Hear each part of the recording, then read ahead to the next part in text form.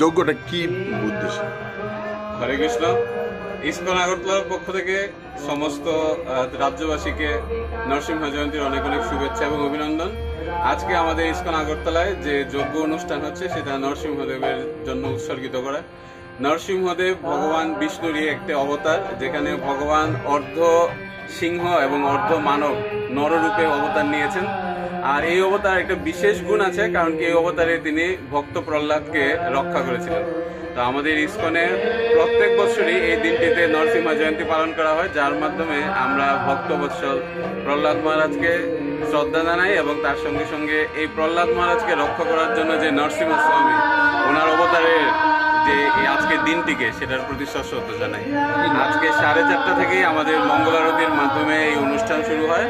তারপর আজকে 10টার সময় এই যজ্ঞ, বিকেলবেলা 4:30টার সময় অভিষেক থাকবে, আর তারপর থাকবে প্রসাদ ডিস্ট্রিবিউশন। তো এর মাধ্যমে আমরা এই নরসিংহ জয়ন্তী আমাদের আজকের ইসকন আগরতলার পক্ষ থেকে অনুষ্ঠানটি সম্পন্ন করছি। আপনার নামটা? সুহৃদ সুদামা বিপ্রদাস।